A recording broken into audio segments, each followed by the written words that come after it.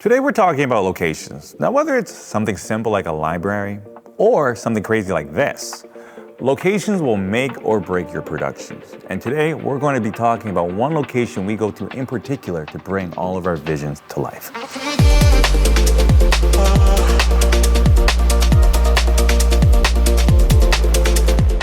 Hi, my name is David DeVere. I own and run 2D House. 2D House is an equipment rental house. We also have studios on site that we cater to mostly short format. That's realistically mostly commercials. Our services include specialty equipment like motion control robots, studios with kitchens built inside, of course, all the camera and lighting you can imagine, and even a virtual production studio. I think one of the key principles here at 2D is trying to be a one-stop shop, having everything on site. So if you are shooting here in one of our studios and something happens, the rental side of things is just around the corner in the same building. We really try and make the experience here as convenient as possible for all of our customers.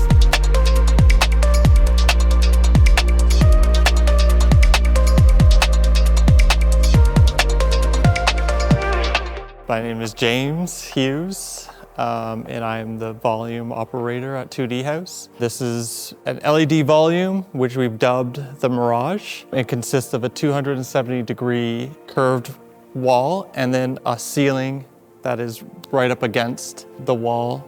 That creates kind of a seamless, immersive experience. The wall continues all the way down to the floor, also making it easier to kind of dress the floor to match whatever environment extension that you have created or we've created for productions. It's a very interactive experience in the production. Everyone gets to see what is happening in camera, even, usually traditional green screen and stuff like that, you have to go through post to actually see what's happening, but instead everyone kind of gets involved with the whole picture. So it kind of really integrates everything, the whole practical set with the set extension. Here we have the camera, and on top of it is the motion tracking system that's looking at all the dots above it, so it knows where the virtual camera is in relations to the actual real production camera. So then we can actually start to track the camera and see that kind of parallax happening. So, the more movements you get, the better immersive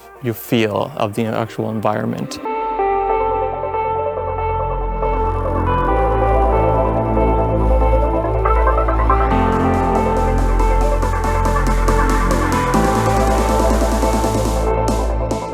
So this is our camera prep area. This is where clients would come before their shoot.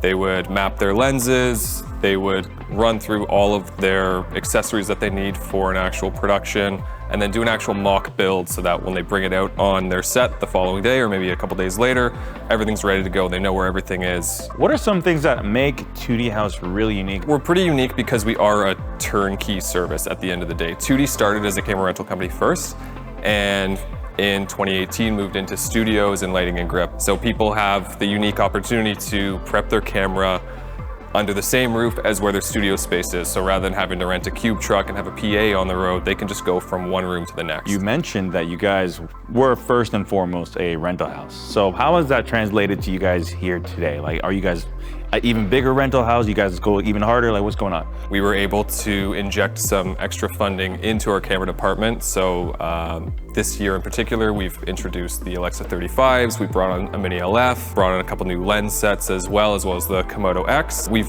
really tried to take advantage of jobs we were able to service at our old location and really get to that next level by moving to this spot. When it comes to like the range of items that you guys carry, like what does that look like? We've got pretty much every modern cinema camera here right now, a lot of premium prime lens sets, zoom lenses as well, and then we try to stay up to date as much as we can in terms of the accessories that go along with that. So wireless follow focus units, maybe the latest in monitoring technology, that sort of stuff. We're always trying to keep an eye on what's happening and stay relevant. So one of the more unique items we brought on this year actually was the DJI transmission system, which only a few rental houses in the city have adopted. It's pretty cool. We've done side-by-side tests with the Teradek systems, and it's actually wild how much the DJI blows it out of the water.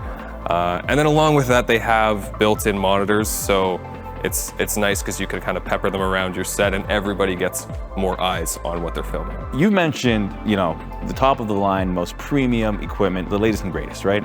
But what about the other end of the spectrum? Like those really green filmmakers that are just starting out? What sort of equipment that you might have that they could probably get their hands on without having to, split the bill and pay like a huge amount to have it? I think the Komodo X is a really good answer to that, and just sort of the newer offerings from Red in the last year or so have been a really good sort of middle ground for newer filmmakers to get in, still have the chance to work with cinema grade equipment, but not have to incur such a huge budgetary cost. We haven't updated our Sony cameras in the last little while, but we have the Canon C300 Mark II, the FS7 Mark II. Some of those cameras, I think, fit that niche, but the honest truth is, as a rental company, we service such dynamic clientele, so we don't just service commercial clients. We try to get in with student filmmakers or budding people that maybe are just out of school trying to get their start, get their foot in the door. So we do really try to invest in DPs to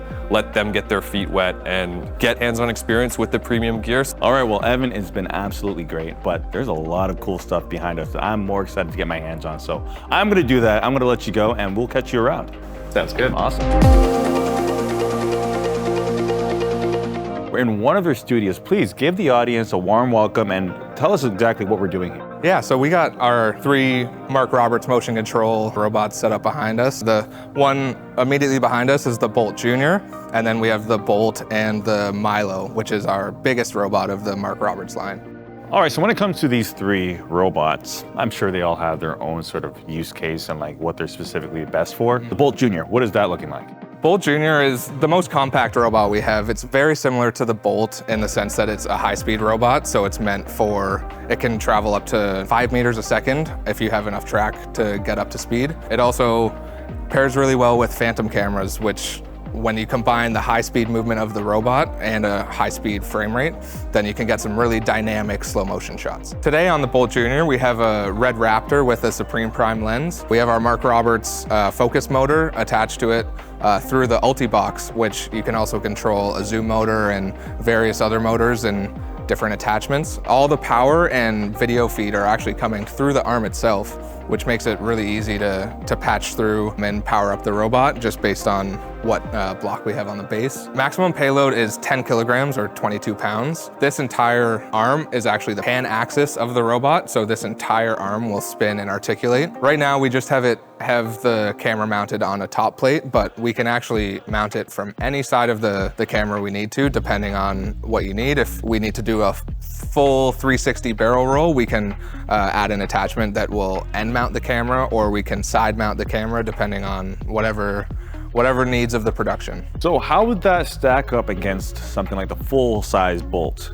Yeah, so the full-size Bolt has more reach than the Junior, whereas the Junior has about 4.5 feet reach from the center, but it's designed to be more compact and get into less production-friendly locations. Like we've even taken it into a house, which is not possible with the big Bolt. But the big Bolt has it has a 6-foot reach and a heavier max payload, which means you can put a heavier camera on it. I don't even know what to say.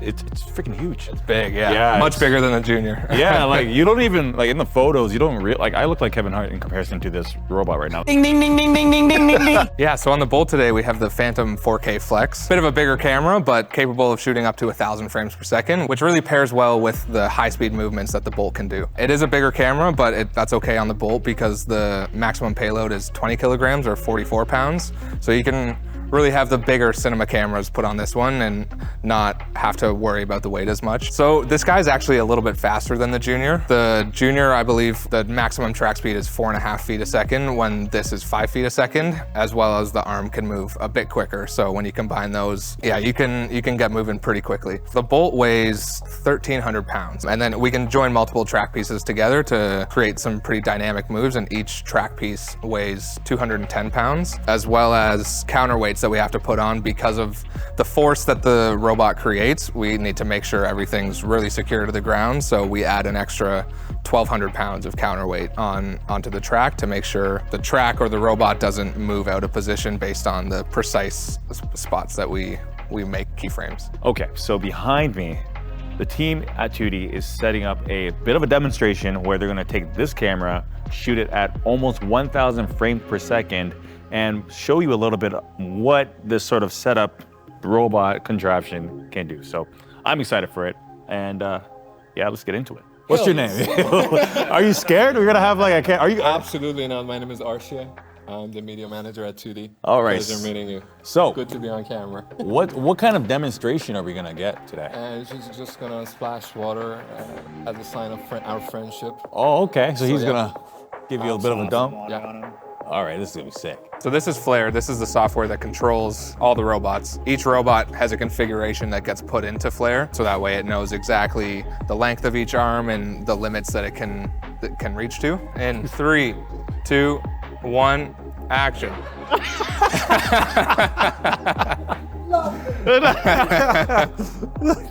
Oh, we gotta get that. That was perfect. Boys will be boys, man. Boys will be boys. I couldn't keep my eyes. Oh, the water looks cool there. Yeah, like a little. Oh, giant sheets. Oh, nice.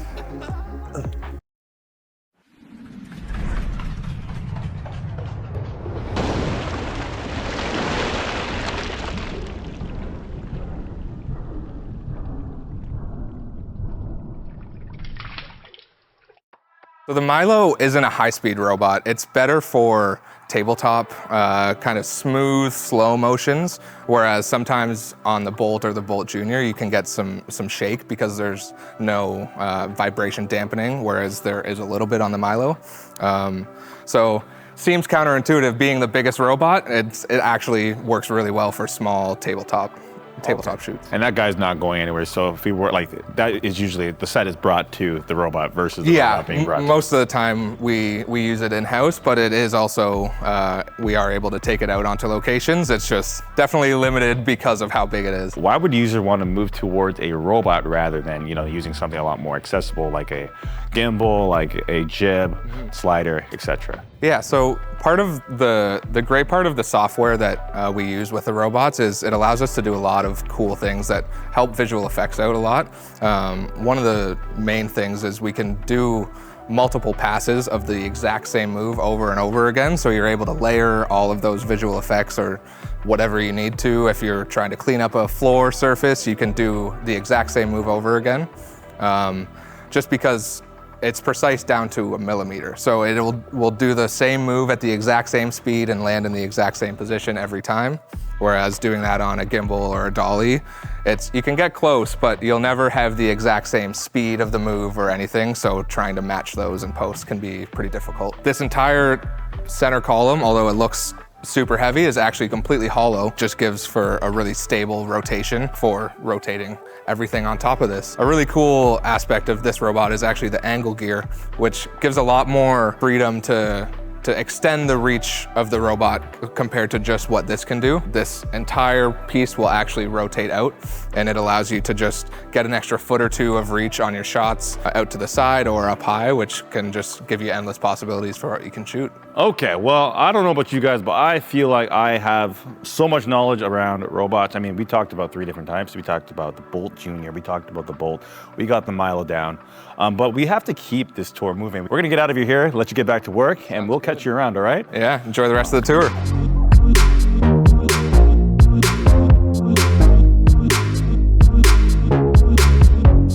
My name's Vinny.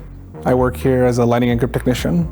And what we do is we quality check a lot of the gear here, and we also get a lot of the gear ready for other productions to come in. So once everything's all done and all cleaned up for one piece of equipment, we swap it up and get ready for the next job. It's actually like for working here full time, it's actually like a great work experience that you get here. And compared to other rental houses, I think that we have a really good work environment. A lot of people here have their specific traits of what they're good at, and it really comes in full effect when we are all working together. For example, I work a lot with DMX here, and a lot of other people are good with dollies, cameras, volumes, for example. And it's just really good when we're all working together. So this is Gripland, and we got everything we got dollies, lighting, locations equipment, we got camera supports, distro, Everything that you need for your productions, we have. One of our good pieces of equipment that we just got, which are still fresh, we got HMIs, tungstens, which are behind me, sparked up. We also have dollies. We have a GFM Primo dolly and GFM jib. The column can raise up and you could throw your cameras on top of it. You could throw jibs on top of it.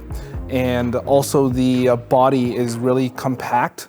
So for a lot of for rigging monitors or spreading your base for your operator, it has that accessibility. So when you start using it more often, it's very accessible to the user. Also, it runs off of a remote that you can use to program the column, which is really nice. We're known for a lot of our equipment to be very clean. Like if you look at other rental houses, some of their stuff may have been used for a while now, but for us, a lot of it is clean, organized. We don't have anything breaking down, really. We keep everything up to date, maintained. That's what a lot of people like when they rent our gear. We've had a couple people telling me this past week that the reason why they come to us is because of how clean we keep everything. So that's one of the reasons. We're range from beginner to professionals who are in unions, shooting shows like The Expanse or anything like that. We have everything for everyone. We have a lot of cinematographers that come in who are union based, and we also have cinematographers who are really fresh and green, and coming in and learning about our equipment really helps them to progress in this industry.